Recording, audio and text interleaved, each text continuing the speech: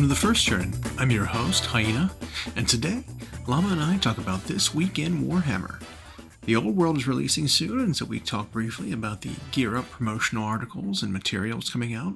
We talk about prepping for Adepticon 2024, which is just a few short months away, and about prepping for Golden Daemon, and more. If you like what you hear, give us a like, thumbs up, subscribe, follow, or share, and let us know in the comments what you'd like to hear us talk about in future episodes. Alright, let's get to it. When I go to Chicago, I can eat Llama and Exactly. and whatever. Lose the most savory pie, Mm-hmm. the most savory, delicious Italian casserole. And I know that there are like Chicagoans, people who are from there, who be like, oh no, you want to go to this one downtown. And it's like, okay, but we're not going to spend a 5-hour round trip doing that. I can take a 15-minute drive over to Lou's in Schaumberg, and near Schaumberg. There's a deli that's been there for 120 years, and it's a recipe that's passed down, and it's delicious, I'm sure. I'm going to Lou's because it's close. Yep. And it's delicious. You gotta weigh those two things. Yep. It's like I could take the train and then take it. It's like an all-day thing. Make it an all-day thing to go eat at this place, and it's probably pretty good. But it's probably very good. But Lou's is very. We know it's whatever. Good. It's still good. You know what I mean? Like it's. I don't know if the amount of increase in enjoyability is worth that much more time. A whole day venture. Yeah. And they had a down year. There was that that 1 year was that was kind of weak.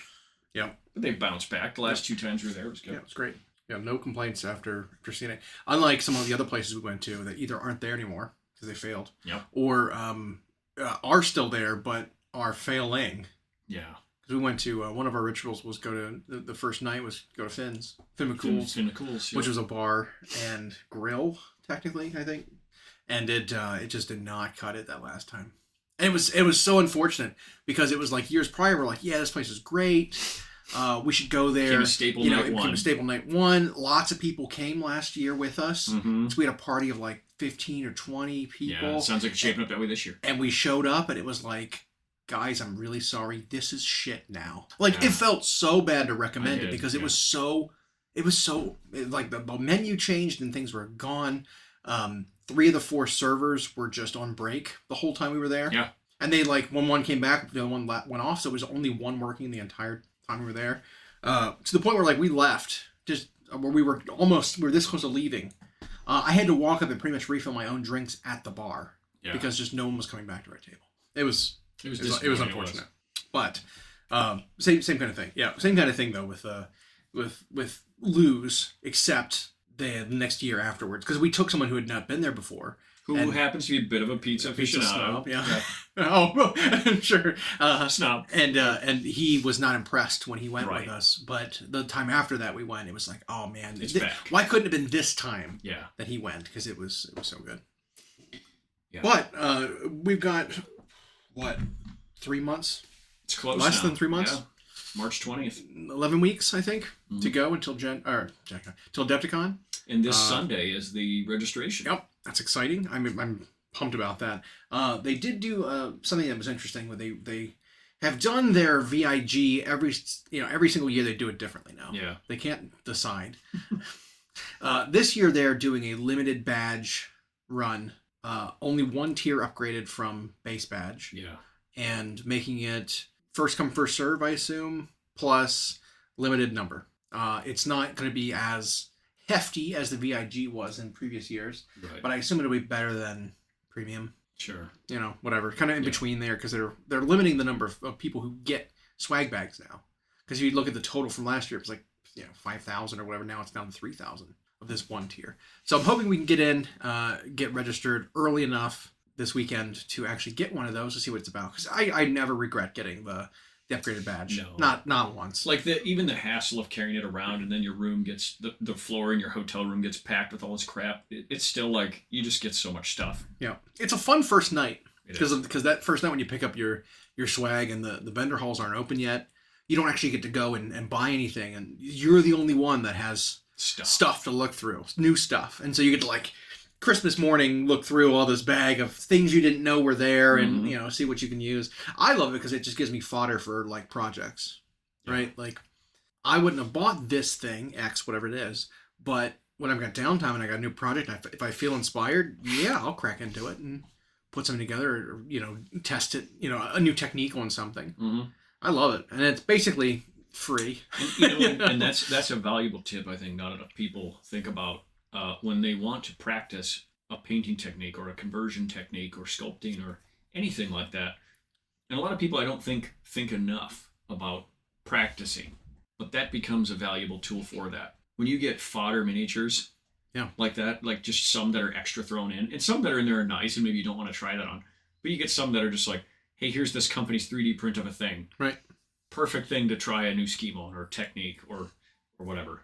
And then sometimes you get like full-blown board games. Or like last year, we got the full Kill Team set. Mm-hmm. Whatever that one I didn't, because I didn't get VIG. No. But the year prior, I got the full, what was it, Dominion box for Stormcast versus Swampworks. Which is like, well, that's just, it's like I paid $100 for this badge upgrade, and I got a $200 box straight off the bat. And that doesn't include the other dozens of things you got. Exactly. And the fact that Games Workshop throws in a lot now with that VIG makes it super worth it. I wonder, though, if it was like, hey, guys, this is too much. Or something, because there was such a disparity between the two, and then there wasn't enough available. Yeah. Maybe they're trying to, like, really, really rein it in. Or maybe they're trying to make these limited number of them really good. And so they're not, like... Maybe they're trying to also simplify their process because it creates a weird log jam, kind of. Well, speaking of leaving the log jam, this year they're also doing mail your badge to you. Mail your badge. We'll see how that turns out for their first year doing that, because not having to pick up first night would be really, really nice. Yeah. I still kind of want to, I think, but there becomes an issue when you've got something going on that first night where you need to get to it, and you can't just sit in line for 4 hours. Yep. Like if the line opens up at 6:30. And the GW event is at 9. Yeah, there's a chance you miss it. There's a chance you just try to miss it, which I think we ran into last year. Because while we got down there early, it wasn't early enough. Yeah, and then there was sometimes other events going on, like there was a content creator meet and greet that we got invited to, which you can't wait in line if you're going to go to that. And then there was some people have classes that go on that first night, and all of that's just like... We're thinking about if you had an event at 8:30 the next morning. On Thursday. Yeah. You pretty much have to wait in line Friday or Wednesday night in order to get it. Otherwise, you don't have your badge for your event first thing in the morning. Yep. So it's in cases like that, it would really, really be helpful. I mean, you don't need it, obviously, especially if it's like a $15 shipping thing or something. Yeah. Maybe you can forgo it and skip it. And the number of people that get theirs pre-ordered means that your line experience is shorter because there's fewer people. Mm-hmm. So it alleviates both. Like it's both pools of people become happy. Yeah, I think it's there's potential overall for the whole thing to move a little quicker if people are not getting swag and just order their badges in the mail. Now that line's cut by that many people. Yeah. If there's fewer people getting the big one now because they're limiting the number, there's fewer people waiting for that. But it's also, with the 11 weeks going, it's exciting because that means that our Golden Daemon entries are ticking down. We're running out of time, which means we need to finish them. Mm-hmm. Right? So there's two sides of that coin, right? Yeah. It's exciting because it's getting closer, but it's also dread because it's getting closer. We need to get it done. We were making some pretty good progress, I think, this Monday when we had our paint night. Yeah. I mean, it was mostly just the three of us there, but we cranked out some stuff. I mean, but I think we're the only ones that are really competing. And I don't even know if I'm going to get mine good enough to actually submit anything. We'll see. But your first submission into it, I think, is because that would be your first Golden Daemon, right? Yep. That's important, though, so you can find out where you are. Yeah. And sometimes they offer feedback. Sometimes they're just way too overwhelmed to do that. But you still learn a lot at that, I know there's been discussions. Yep, absolutely. From some prominent content creators. And I think we've talked about this before, about how Golden Daemon is still the 3-2-1. They still do bronze, silver, gold, and it's one person for each. Third, second, first. And some people don't like that. They like that now there's all these painting competitions out there that do a so-called merit-based system where they give out everybody who was bronze equivalent, everybody who's silver equivalent, everybody who's gold equivalent gets a thing. They lump you into tier categories. Right. I mean, this is true. Tier category. They do. You're gold, you're silver, you're bronze. Yeah. And here was the best in overall. Yep.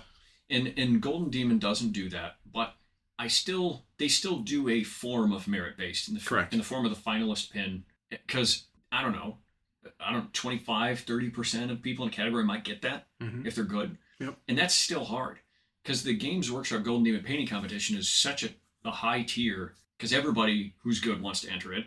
And now you've got the European painters coming to both the North American one and going to the UK one a month later. So there's loads of entries. If you get a finalist pin, you should be proud of that. Yeah. And then if you get what's called a commended, that's when you're when you were like a slice away from... Yeah. You were considered, if you get commended, you were considered for... The trophies. And you didn't make it. Right. But you were considered. And because the trophy winners also get the commended badge. So everybody there was in that finalist cut because they do that cut system. And then I think that adds so much prestige to the trophy winners. Because only 3 get those statues. It's like, it's hard, but that's competition. And I don't think it leads to like bad or seething feelings towards other people. Like, well, how come this Obliterator won and my whatever Dark Angels guy didn't? And it's like, I always feel the opposite. I always hear discussion. The buzz from people is the opposite. They look at what did win and they're like, how did they do that? And then you go find that painter and you talk to him if you can. Not why did they win? Why was theirs better than Right. mine? But it's like, no, theirs was clearly better. How did they do it? And I'm sure we've seen ones where you're curious as to how the judges picked some of them. But for the most part, when you see the category winners, you're like, yep. It's like, and it's such a high level that I think our group at least always finds that it's inspiring. We come back from that and we just want to sink our teeth into new projects. I wish there was 2 Adepticons a year. Yeah. Or 2 Golden Demons we could participate in a year. You know, because that 12-month cool off period means that we waste about 8 months of it. We really do. We do. And it's like we get a burst of inspiration initially. We spend 7 or 8 months just doing other stuff. Yeah. And then 4 months out, we panic. November, we are like, oh crap, it's coming. We panic to get it rushed and get it done. And so it's like we don't have unlimited time to just paint all the time. So we have to use our time efficiently. In today's day and age, you have some of those folks who are just full-time content creators who get to paint, and that's all they do, and that's awesome. But that gives them a leg up in terms of their experience, their technique. Not that it's unfair, because you could do that. Yep. Anyone could do that. Just take time off of actual, no offense, real work. And just do content creation stuff. Like, you could just take time off and just paint. You don't, like, anyone technically could do it. They have the advantage of like also being able to maintain lifestyle while doing it. Yeah, it's also become their livelihood. And then can spend that much time getting better. Which gives them not only the amount of time they can pour into a model, but putting paints on palettes, mixing paints, putting paint to model over and over and over again. That much time makes anybody better. And so they're also always honing their craft to where a lot of stuff they don't even have to work on so much as decide how and when to use it. Their techniques are just going to be so refined, and you also over time gain speed. So you might put 200 hours in to a model, but when they put 200 hours in a model, it's different. They can get a whole lot more done in 200 hours than I could. So that's and that's the competition now. So that's why I think if somebody goes and they get a finalist pin, there's your merit badge. But you should also be really proud that you reached finalist pin, right? Because you're going against that. Agreed. So that's exciting, but yes, we are now in crunch time. There's at least you, myself, Moose, all working on stuff. We've got a couple other folks that I know that are trying to submit. Haven't seen it yet. Committing to it, but we might have a handful of different entries. We know there's at least a lot of our local folks going to Adepticon. This might be the biggest Adepticon year for us locally. Yeah. The most number of people we know going in one group, really, because we always see people there that we didn't know were also going. You're like, oh hey, I didn't know you were coming to this. I like at Gen Con, same deal. We see people there all the time that are like, oh, you came to this, cool. But Adepticon is so laser focused on miniatures that it's like it's a surprise if you see someone that you know from your know from home there and you didn't know they were coming. So like we know everyone who's going. It's quite a few people. It's a few dozen. You know what surprised me is I've interacted with a few folks through my Instagram who do miniatures, and it was like I was asking them like a question about something they painted. Like someone did a really cool eye on a dragon. I wanted to know. And I was like, "Are you going to be at Adepticon then in March?" And they're like, "What's Adepticon?" And I'm just gonna say that surprises me. Yeah. That anyone, at least in North America, who works with miniatures is not familiar with what is the largest miniatures convention Right. in the country. And so accessible, because Chicago's a place a lot of people can get to. Also, it's like, this is where Golden Daemon is. Like, what do you... I asked you about a GW model. Yeah. Like, what do you mean you don't know what Golden Daemon is? Or what Adepticon is, the hosting platform. Yeah. You know, like... At the very least, they have, like, Citadel paints in their picture or something. Right. And it's like, well, so you know the... Yeah. Wild. Huh. Yeah. I mean, it's being embroiled in the hobby so deeply. I mean, it's a little unfair to assume everyone else is in as far as we are, you know. But sometimes it's like it's something like that. Where it's like, come on, you know. It just always surprises me. Yeah. And I'll hear about conventions they get to, but they're more like Gen Con where they're general gaming. And so, yeah, it always surprises me a little when it's like, you don't go to the miniatures one though, huh? Yeah. Interesting. Speaking of miniatures. So we've been speaking about miniatures all the time. This week we've had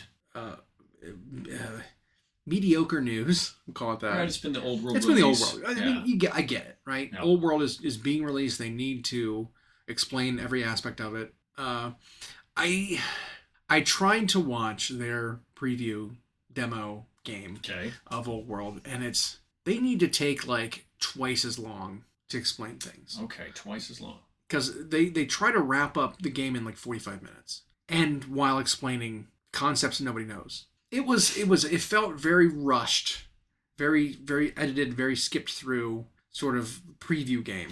Well, and I'm sure they can't put a 3-hour video up. So maybe I don't know why they can't. Because I don't know how many people would sit. I think what they make need it to do is make it in parts. Episodes. You know, here's the game. Here's part 1, 2, and 3. Yep. That go through the game. Here's rounds 1 and 2. Here's rounds 3 and 4. Here's rounds 4. Here's your army selection. Here's your sit deployment. Right. Yeah. And then because like they needed to spend more time showing that game. Old World is going to be a long game to play, just like Fantasy was. Yep. It was a 3.5, 4 hour long game. Yep. It is a long game because there's so much fiddly bits and there's so much measuring. There's so much, just useless dice. There's a lot to do in that game. Rank and flank. And so, it was trying to wrap it up in 45 minutes. Was like it did not give a great feel for what the game was like. But its launch of the game is coming here very shortly. This weekend, like 2 weeks from now is when it's released. Which led us to speculate. Which means the timeline is looking like maybe 4th Ed AOS this summer. I know there were rumors. I mean, there's always rumors, right? Every year. Sometimes rumors are unfounded. Sometimes there is credence. Sometimes there are prevalent rumor mongers who say things and they have more weight behind their words. But there was something. Sometimes it just feels like wish listing. Yeah. It's like, dear Santa, I would like this. A lot of it's logic, right? Yep. So there's some logic behind the timing of things. It's like, well, 3rd Ed of AOS was 2 years ago. They've gotten through a refresh on all of their battle tomes.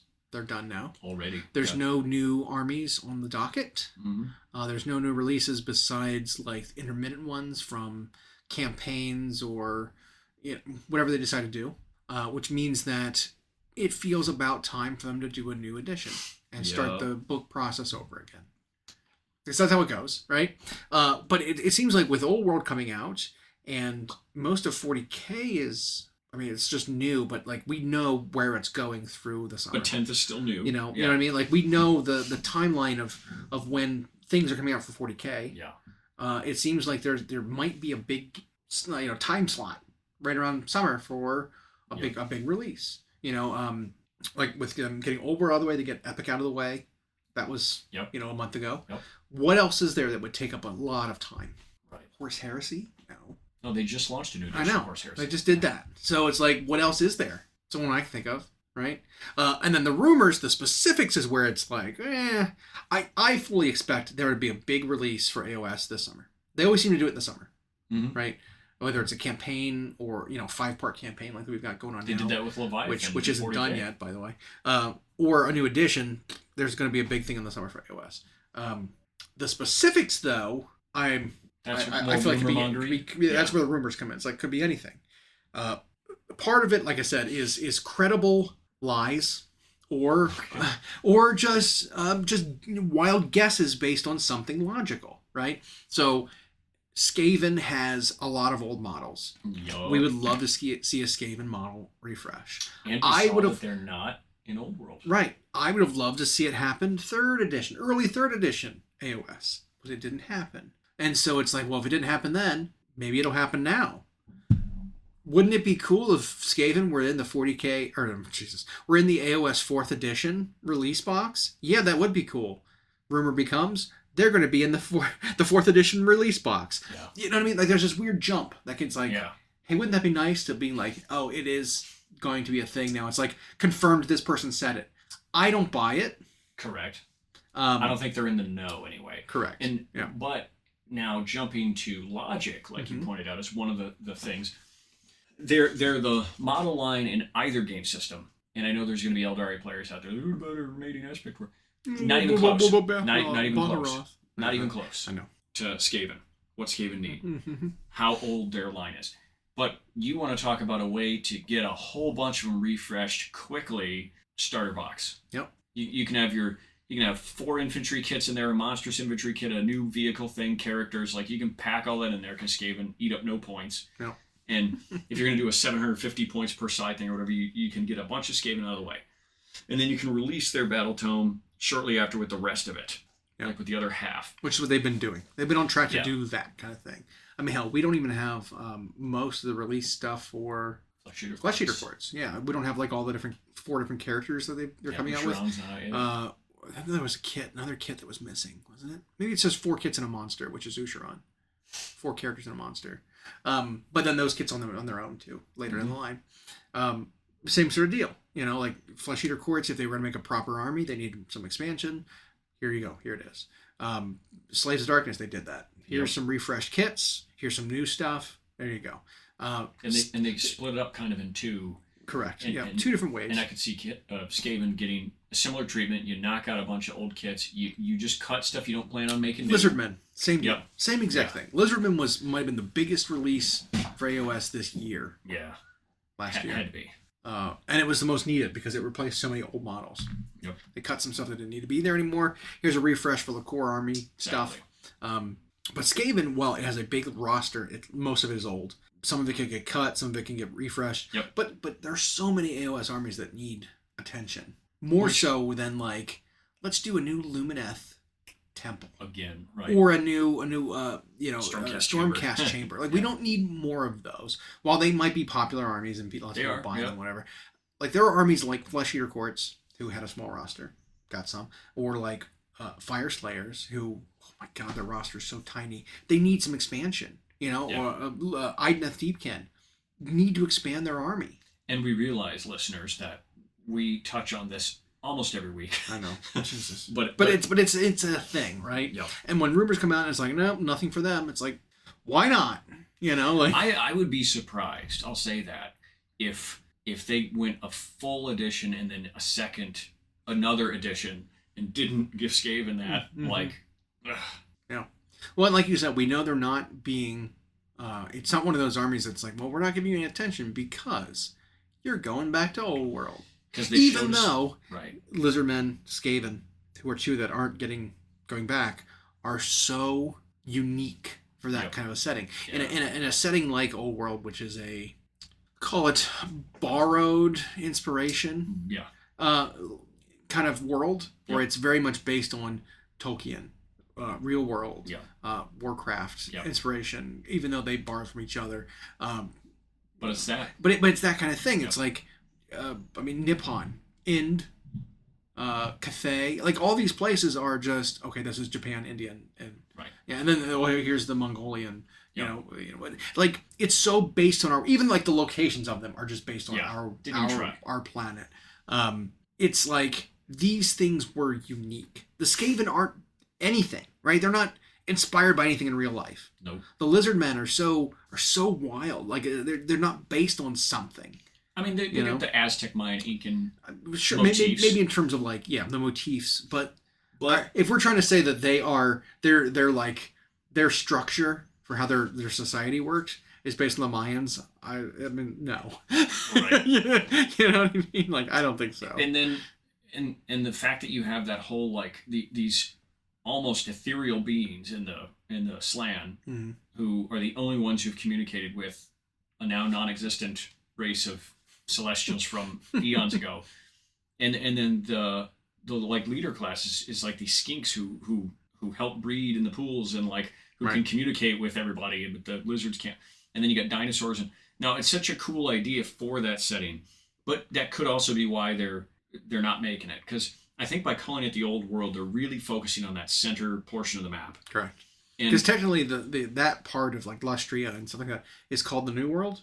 Correct. The New World of the Old World. Yes. Old World refers to specifically this like Europe, Northern Africa sort of area. We're not talking about most of the elves, the high elves, and the dark elves conflicts and all that. The Mediterranean and Middle East. Right. It's the ancient world, like Babylon or Assyria, and so that makes sense. But then they gave us our two unique ones in AOS. Seraphon got their massive update, which showed their commitment to AOS. Mm-hmm. We saw Skaven wasn't on their roster of 9 for Old World. They're getting Legends. So, like, that means they've got to... So show me the commitment to show AOS. Show me the commitment to keep them in AOS, yeah. Right. Let me see some more models. Let me see an update to one And even model. if they don't just, update a bunch of old ones, mm-hmm. Seraphon got some stuff that was just brand new. Yeah. And so we could see that. Whole new AOS-ified Skaven. Yeah. I wouldn't even be surprised if they got new clan rats, like they got new Saurus warriors. Like, those clan rats are pretty old. Why not? At least 12 years old at this point. I think because they did do a resculpt of the plastic ones after Isle of Blood. Well, and I know I think it's like a 2009 kind of thing. And I know they're like sort of polearm shield guys. The storm vermin. Storm vermin, yeah. But that's like one of their newest infantry kits, and that's not young. Yeah, it doesn't feel great. Especially when you see like the Underworld's warbands for Skaven and how dynamic a lot of those guys are. It's like, oh man, they could do so much with just rank and file infantry. And we've seen the popularity of the core infantry getting updated. I mean, Necron Warriors got it, Termagants Harmagon's got it, like Gene Stewart. Like they took a lot of these kits that have been around for a long time. Well, I think maybe they've realized that even though you have a core infantry kit that exists, you do need to put some effort into refreshing it every once in a while. Yeah, as soon as when their technology and their design and everything gets better, it's like, and even something as simple as the way their plastic pumps out now, they can not only fit more on a sprue, they can design it so you have less of those ugly mold lines, and so it's like, why not? Yeah, it's like so many of their sprues are no longer just like grids. No, there's so many like wiggly lines that like fit pieces in. Pieces that in their dimension don't even make sense on the sprue. Yeah, you're like, how did they get that on there? But point being, I could see either a big part 1 box followed by releases like Flesh Eater Court's got it, or you include a bunch of them in the starter set for an AOS 4 like Tyrann's got with Leviathan. Or look at Cities of Sigmar. That was a gigantic release of new stuff. And then in addition to their army box plus the stuff that came out afterwards, they also tied in a Warcry warband into the army proper at the same time. Mm-hmm. So it's like, okay, maybe do that. Which, as an aside, I think that's a part of how they're going to supplement Kroot. Okay. Is they got a kill team thing, and then now whatever they add to them with the Tau Codex, it's like that's a good way to. Yeah. So you have the carnivores, you've got your whatever the new ones are called. Cavalry are, yeah. Well, you have the kill team one that has like the crossbow and stuff. That's technically not the same unit. It's a new unit. There's 2 different Kroot units now. You had the character from Blackstone Fortress, which I would just use as a shaper, whatever. And then we have these Kroot cavalry, which I think. Did you look at those photos I sent you? Yeah. Okay, so someone had on the internet taken those video stills and put them through like a Photoshop filter to brighten them up, and so because it turns out they were just very low lit, not blacked out, or like the darkness or the lighting was just turned down on them, so that they were just silhouettes, which you can get away with if it's a photo. Mm-hmm. You can like take Photoshop and create a silhouette of a thing. Right. That way, no matter how much you turn the brightness up, it's still just a black space. 2-dimensional. Yeah. But with a video, you can't do that. And so all the stills of the video could just be turned back up, and we can very, very clearly see now that it's an orc mech. It's a Custodes with the same kind of, what we were talking about before, the winged like Hussar crest head. coming. It was coming like from his waist in the back up over his head. And he's got, his head almost looked to me a little bit like Alfarius's helmet. Which I think was no. I'm not saying that there's a connection, but it seemed like that to me, where it had like a big prominent ridge in the center of the helmet with like, I don't know, almost like not unicorn, but like almost like aquatic sort of crest kind of on the helmet, and then like filigree on the sides. But it was very clearly like Guardian Spear, Shield, Yeah. Custodian's Armor. Like it's definitely a Custodian's model. And then the Kroot, you can definitely see if the Dreadnoughts, the spiky Dreadnought didn't give it away. Like the light up that they gave, like you can see his whole face and his chest. Like it's a Kroot.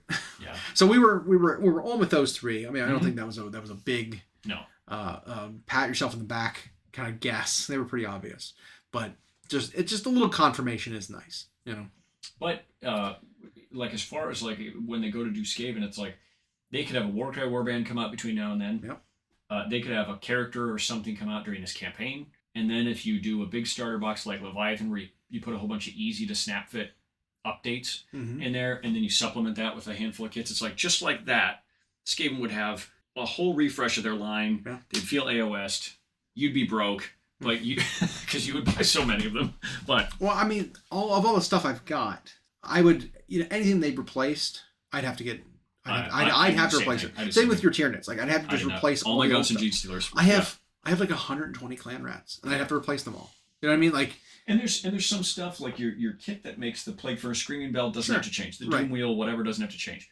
Those are plastic. They don't look bad. The Storm Fiends are new enough because they were all end times. Yep. Thankful Bone Ripper. They don't need it. Great looking kit. Doesn't need to be a bomb, whatever. But like you have so many things that it's like they can do it. And it doesn't come from like the most of the plastic, right? It's the not been touched weapon teams. Yeah. You know that are all metal. Yep. It's the Giselle teams. It's the acolytes, Warp Fire Throwers, all those kits are just so old. And then like your core 4 plague units, like they've got old plague monks that are plastic, but like the sensor bearers, the only way you can get I hear sensor bearers are pretty popular now. They're pretty good. The only way you can get a plague priest is if you buy the chariot kit and don't build it as the plague priest. That's where you get your plague priest from. Like it's so much stuff like that where it's like there needs to be a separate kit for all this stuff in order to actually do it. And I'm okay with any trimming they have to do. And then and let's not even talk about Clan Eshin. Yeah, right. Who all of their non-characters are either metal or just that old, I don't know, second ed plastic, where they're just like chunky. They've got like alligator heads. Like they don't make any sense. They're so bad. I've got so many of those old gutter runners. They're awful. But I could see it ending up, you know, that could definitely be a way they do them. Mm-hmm. I think we see the commitment to it since they keep them around in things like Underworlds and in the story, and they were not on the Old World roster was the biggest tip. Yeah. So it might give some validity to what is currently just a rumor about when AOS 4 comes, which may be late this summer, Skaven get a great big thing. It would be super cool. The other rumor would be that they'd be facing off against Stormcast, which, I mean, everyone always does, right? Every new edition is... It's like how Marines end up in every 40k edition. Yeah. You'll never see like an Eldar versus Gene Stealer cults, you know, starter box. It's like, it won't happen. Nope. And so Sigmarines are going to be against something, probably, if there's a starter box versus like that. But we've also heard rumors about that too, right? Like there's thoughts that maybe this new armor design style is going to filter through to some of the old models. We've seen that they're revisiting first ed stuff, right? So you think that's like going to be 7 years-ish ago now? Yeah. And so like one of the characters that they redid, well, I guess a couple of characters actually have been kind of redone. If you look at the original Celestant, Hammer Ray's sword, Hammer Cloak was kind of resculpted as a named character for the Hallowed Knights. The guy doing the hero pose. Gardas Steel Soul. Yep. That's almost like a resculpt of that model. They did Ionis, which he was the original Lord Relictor on foot. They did him on a dragon, carried over the name. You know, like that's basically a resculpt from a first edition starter box, kit. There are rumors that they're going to do Vandus, who was the original Lord riding on the Dracoth. Yep. They could do something with him, But that makes me wonder, it's like, well, what other first ed stuff are they going to touch then? Are they going to do something cool with, what's his name? The corn guy? Corgus? Oh, Corgus cool. I'd love to see something happen with Corgus. I know he's still alive. He reappeared in some recent fluff. Yeah. And he used to be a focal point of like the Remgate War story. Yep. So there were four characters in that starter box for Bloodbound, which was him. It was the Slaughter Priest, who was the original Lurch with the axe. The Blood Secretor. Yep, the Blood Secretor, which was the guy with the banner. The Blood Stoker. Blood Stoker, which is old Whip. Trident Hand. Yep. Whippy Trident Hand. And so, like, maybe those characters will get some kind of love and some kind of, like, be brought back into the story and get new kits that, like, invoke the feel of the old kit. Like, there's potential there. We know Games Workshop, we say this all the time, Games Workshop has been on a real nostalgia trip recently for a lot of their updates. They're pulling from old codexes, they're pulling from old supplements stuff to give us new kits that really pull on those strings for the old players, but also satisfy the new players with beautiful new models. New models, yeah.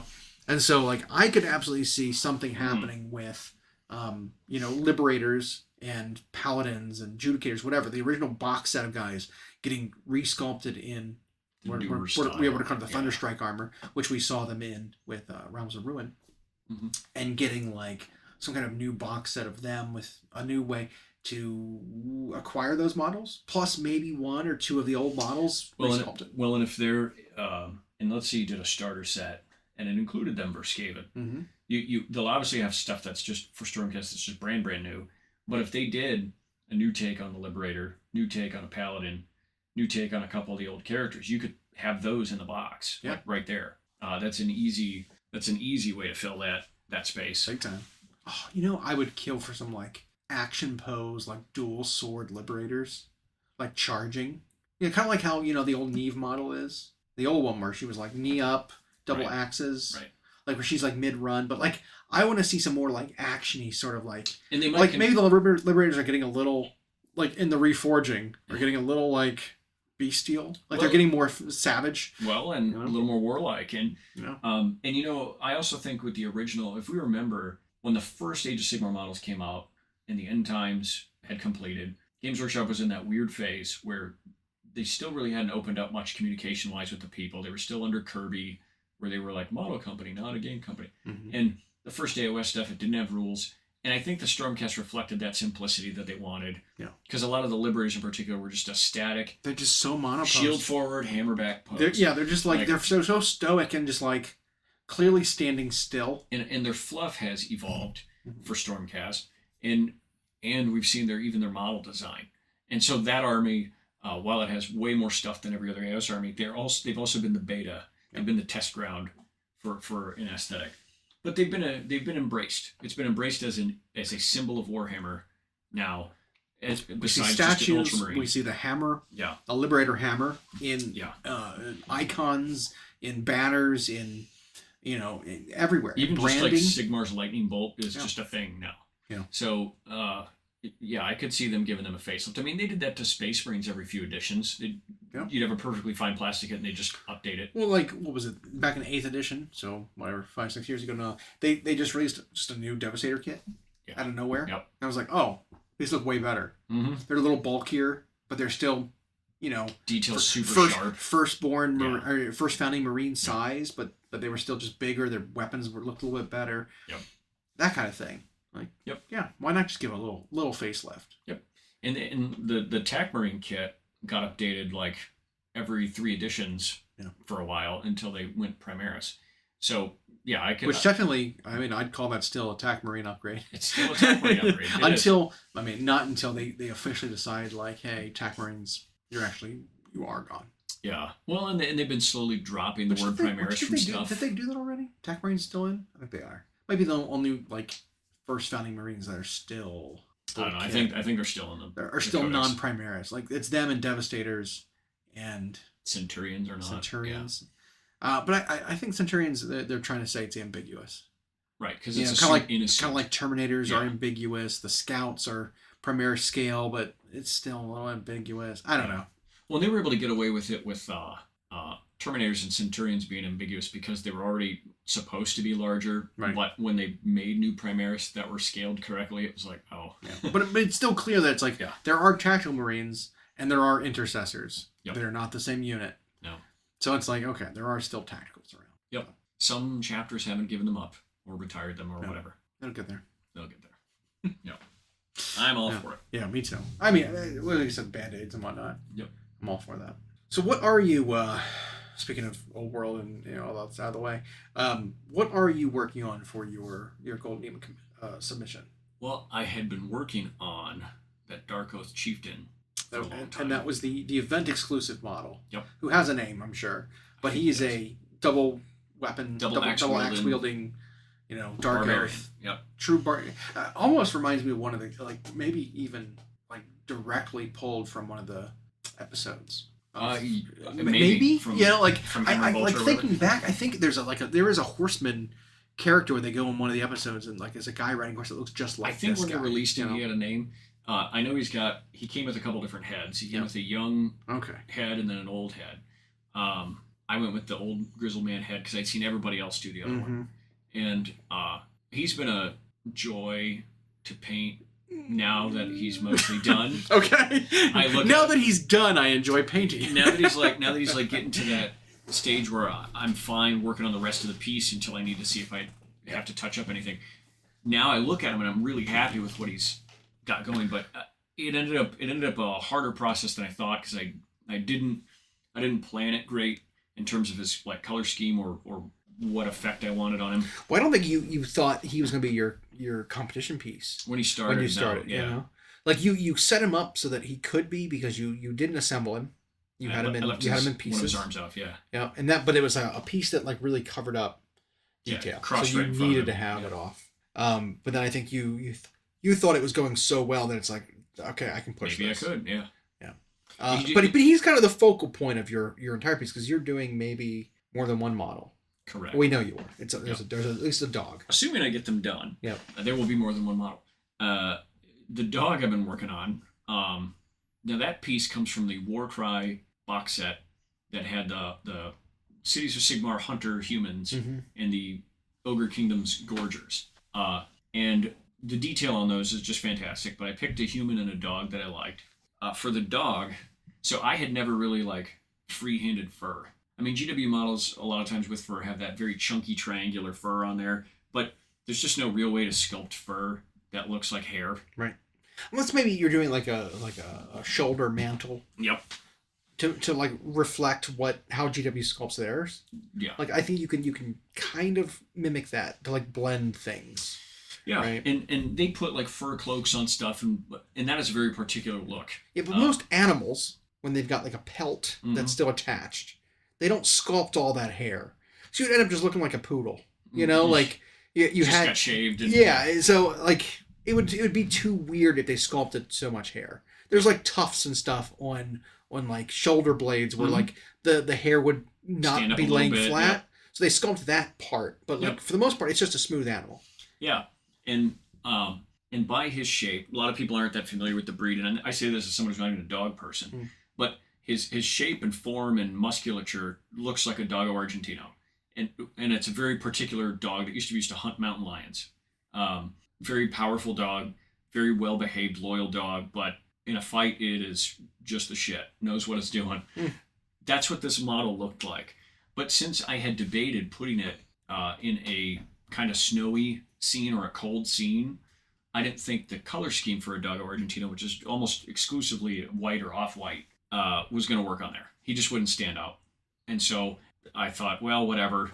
Took some liberties, looked at some Doberman and Rottweiler, that black and rusty. I think it's convincing enough as a Rottweiler. Yep. It's got a big, thick head, thick neck. Yep. And so choosing that scheme, I think, fit well with what I wanted. And then the issue was, do I just want to paint him kind of smooth? Or do I want to try to do what I haven't done, which is freehand hair? And so... I mean, I've even freehanded hair. Yeah. And it's one thing to freehand... I think I've freehanded stuff where it's longer. But I was well, I want him to look sleek, short fur. So I had to think of that when I was developing the pattern. And so the first thing I had to go for was volumetric. I had to figure out the ambient light on the thing. Then I had to focus on how it would affect the detail. So I've got these areas where there's curves on him, where the light bounces off what is his sort of blackish fur and then his sort of rusty fur, and it's got to cross over between them, but then make the hairs look short. I think so far I've achieved that. A lot of people have given that one really positive feedback, the dog. And then I think I'm going to put out a poll maybe and see if people want to name it, because we'll give them a name or something. Yeah. Because I thought about in the scene, if it goes the way I want, I might have a caption that I put on a plinth or whatever it's on, and the guy who's with him, they're tracking a murderer or someone who's been raiding their carts or caravans or whatever, and he's going to say something like the dog's name. I think we're on the trail, and then says like, "What is it, boy?" or "What is it, girl?" and then like go from there. But the name, I might poll the folks and see what to name the dog. It's a little fun. That's fun little community interaction. Yep. Yeah. So yeah. I'm hoping this all goes towards a now diorama and duel are in the same category. Sure. You don't need to really need to differentiate between the two anymore. No. And there was a good thing that happened, but a double-edged sword that I think prompted that. For one, they've added categories. Well, I know some exact examples. Yeah. Where we've seen this is skirting a line, right? So I'm kind of glad they combined the two, because I can think of at least two examples where people won in category placements, and it was questionable whether they should have been in that category at all. Right. We had the beautiful Mangler Squig from Sergio Calvo. Calvo. You can't knock that model. No, it's amazing. Spectacular. However, this is my butt. I'm not knocking the model. The paint job's great. Yep. But it was in the wrong category. Yeah, it was a goblin riding a squig, and it's just chasing a human. Was supposed to be defined as two equal, powerful combatants fighting one another. Yeah. And it was a guy running in fear from a Mangler Squig. Yeah. Was not duel. This was telling a story. Yeah. And so it should have been maybe in a diorama or something, or even it could have been just in single large category. Yeah. And this was just a base detail. Mm-hmm. So the fact that it placed in this category of duel meant that it really pointed out a flaw in that category. Or even you had one that was great, but it was in diorama when it should have just been in single, because it was just a gene stealer called Magus with a little bit of basing details in the background, but somehow it was called a diorama. I mean, you put it in diorama because you already had a single. Yeah. But if you simplify the categories, then everything kind of fits where it needs to be. You were kind of knocked some points because they said, well, it was in the wrong category. Yeah. If it was a more broad category, then you wouldn't have been knocked those points. Well, and they loved the piece. Right. They said they actually struggled with it because they're like, you're telling a story here. Yeah. The paint job's great. The little mood you made was great because it's in this sewer underground, like the Gene Stealer. They don't live in lavish places; they live underground, right? And then I had the little familiar guy behind the wall, tracking her. And so they were like, it tells a story because it could almost be a duel, like who's really in control. It could be single mini because it really just features her. Yeah. Or you put it in diorama, but it's actually too small. They actually said that. It's so it doesn't show enough of a story. So I think that plus Sergio winning with his thing and then there was another example of I guess it's totally a duel, but it was like a chaos cultist fighting a custodian. Yeah. And it looked like the custodian was losing and somehow kind of fell back and accidentally stabbed the deadfall the cultist on a spear, and it's just another one telling a story, but I don't think that one placed, if I recall correctly. But it was in concept, it was a little I don't know. A cultist has zero chance against a custodian. Exactly. Even if it catches him by surprise. Doesn't even matter. It's just not happening. You smash a custodian over the head with your weapon, he's just going to turn around and grab you and little strength 3 guy. He's just going to turn around what? Yeah, exactly. Yeah. And then was there another diorama that didn't do great? Well, there was one that ended up in single or large that people thought should have been a diorama. Oh, it was the Necron. It was the Necron one. Yeah, where he's emerging from a temple. It was Caesaris. Yeah. Where it was a great piece. It was. But it was only a 10-inch wide plate, and they had painted on these light lines from the light coming out of the portal behind him. Mm-hmm. Had this really striking angular illumination on the ground, and he was kind of coming out of it, but it was way too large. It's this is you've made a diorama for this guy. Yeah, you made this shouldn't have been single. Even though there's one model on there, you built a scene for him because he even painted the shadow of him on the back, Exactly. coming through it was a monolith or a temple, but yeah, it was like, and he got an award in that category because it looked great. Yeah. But that's another one where it's like, well, that really Yeah, should have been a different diorama. category. And so they cleaned up some stuff by giving Horus Heresy its own category. That was huge because there's so many so many submissions that were just Primarchs. It's like Primarchs or Forge World Dreadnoughts or exactly. So there's one that people still have a question about, is because large monster is its own category, or vehicle monster is now a category. Does that include Forge World? Does that include Forge World? Does that go to Horus Heresy? Yeah. So there's still always going to be, they can never get it right. I mean, if you make too many granular categories, you're going to have categories where there's only 2 entries and then other ones where there's 100, and like, how do you, so, but they gave Blood Bowl its own. Which I think is huge. That's a good one. Because that one... There were so many units that were just Blood Bowl teams. Right. Or they did Necromunda and Underworlds and stuff. Like, all these different like sub-games have their own categories now. Yep. And so it's like, okay, so now you're not going to see a unit won by a Blood Bowl team. Because I think what they want to see is in 40k unit and AOS unit, they want to see people do that hard work of getting a 5 or 10 man thing and actual unit and do it. Yeah. And they even said you don't have to build a scene for them. You can just put them on that plaque, like, and have them all painted well. But we weren't seeing that. People were just copping out, buying the little kill team, buying the little Underworlds thing, throwing them in unit, and they look great. But now they got their own category. Yeah, it's great. I think it's all positive changes so far. Yeah, I agree. But it looks like mine would now be in the combined dual diorama category, and yeah, we'll see. I think is fine. If I'm on pace to not get it done, particularly the base, I might just have to build a base for the Dark Oath guy and single him. But single's always so hard. But it would be AOS single. It'd be AOS 40k single is always the ginormous one. It's got the most entries, but I would argue AOS single, so many years now, and AOS large. AOS has been winning Slayer Swords. Yeah. Well, Lazarus won last year. Yes, you're right. But I guess the High Elf guy got one too. The Skink won the year before. Yeah, the Skink and that Gargant in the UK one. Yeah. So AOS, it's got especially some juice. AOS large. AOS large people go nuts on because, as we've talked about, when you're talking about monsters and centerpiece kits, AOS just has the best ones. They really do. Every army has one, at least one, and they're all big and impressive. And the amount of detail that goes into it doesn't compare. Because what's your super heavy, your super large thing for Necrons? It's just a monolith. Nothing exciting about Silent that. King in a floating thing. It's just not as exciting. Well, and then it's your Primarchs, which now everybody's done. Yeah. So AOS has a wider variety of them, and they're so fantastical that I think that category, AOS large, is super hard, or monster, whatever they're calling it now. Mm-hmm. And then 40k single super hard by the sheer volume of. They might call it Monster War Machine. That could be right. Because it's like artillery pieces are called war machines. Because I think 40k they combined vehicle and monster. Yeah. So, be interesting to see. Yeah. I know that the scale category will get more interesting because of Legions Imperialis. You have way more models there now. I mean, just look at the number of kits. Mm-hmm. Look at the number of kits they've come out with from all those different individual games, Aeronautica and whatever.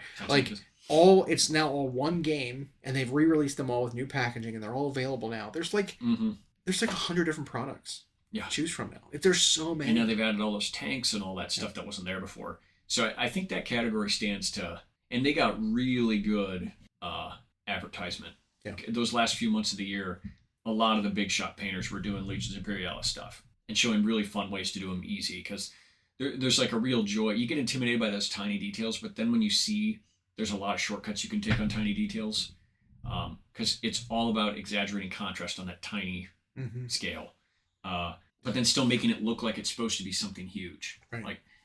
So there is an art to it for sure, but I think it got a lot of good plug-in. I think that category might end up quietly loaded. Yeah, all of that's exciting. Adepticon in general is always exciting, and we talk about it for the entire year, and then it's always here again. Mm-hmm. And it always ends so quick. It's only 5 days, and it's too short. It is, and it's funny, but it is funny, right? Because there's a buzz that first night. Oh yeah, because only the diehards show up that first night. Yep. Right. Everyone who's, and we see the same people, and I'm sure people recognize us, right? They have to. Yeah. Right? We've seen these people for 10 years in a row now.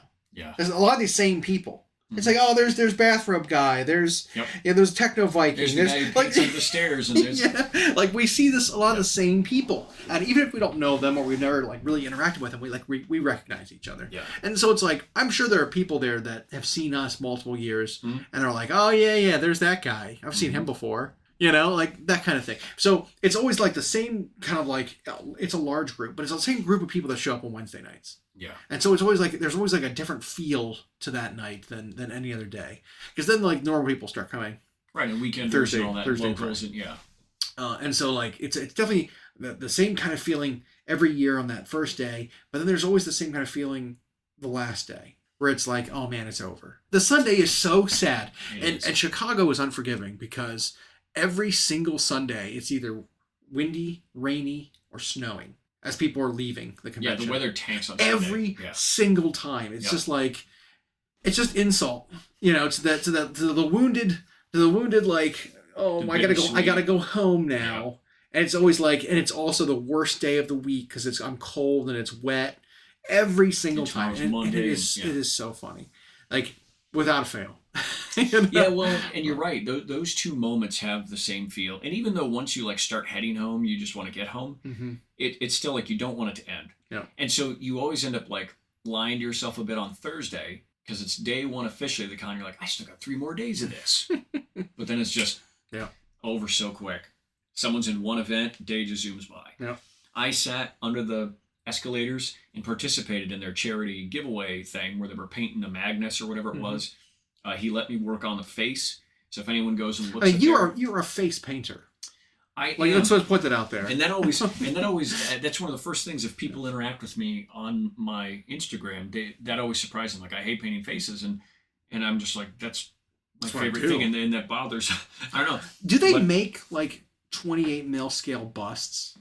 Because if they did, you would knock that out of the park. I don't know if they. You know what I mean? Maybe I should do that. Yeah. Just not assemble the arms and legs of a guy and just put them on a little pin. Exactly, because like the 40 mil scale busts, they're too big. They're too easy. Yeah, I don't want to say easy. The details are big enough where it's like they produce, it's more accessible. Well, and they produce some of their own contrast when they're that big. Right. Now there's enough stuff casting shadows and shape that I heard those European painters who specialize in the busts, who do it for the covers of the paint sets and all that. They all of them flat out say the painting the busts and scale figures is easier. Now we get blown away looking at it because you'll watch what they do with them. It's like, holy cow. Yeah. So by sheer size, it takes time, but they're like, you don't have to focus as much on the technical or creating illusions as you do with the small ones. But you have so much more space that you can get away with inserting all these nuanced color filters. And I've really only tried to paint one bust face ever. And it was that steampunk lady with the red hair and holding a pistol. I never finished her. I only painted her face. And I paint faces different now. So I would approach that differently if I went back. But I did paint just the lion's head, Lionel Johnson's head, in the hood. So yes, I would do that all day if there was just a market for painting 28 mil scale heads. But that'd be funny though, right? Because it's like, because here's your 3 spots you like. You paint this on every single model, even if it's not yours. You paint the face, you paint like the right pec, and you do the right shoulder. That musculature there on the right shoulder, it's like, that's your bread and butters. That if that was a bust, you would win that category. It gives me like an impression of what the model would look like if I were going to finish that one. It's really fun. But if you had it at that scale where it was like just tiny instead of being like a handful, if it's just that little, that'd be funny. It'd be a funny category. No. Mini bust. Yeah, like the mini muffins of busts. Yeah. Muffins. I could go for a muffin. Now, do you prefer mini ones or those huge couch size? See, I like every bit of the muffin, but a lot of people like the muffin top. The texture. And I know people will only eat the top of the muffin. So it's like, why don't you just make muffin tops? I think they do. But isn't that just a scone? Right, it's like a scone or a squishy cookie. You know what I mean? Yeah. Like, it's just not... There's something about a muffin top being attached to the muffin that makes the texture different. Yeah. But regardless, Let's go try some out. Yeah. Let's see.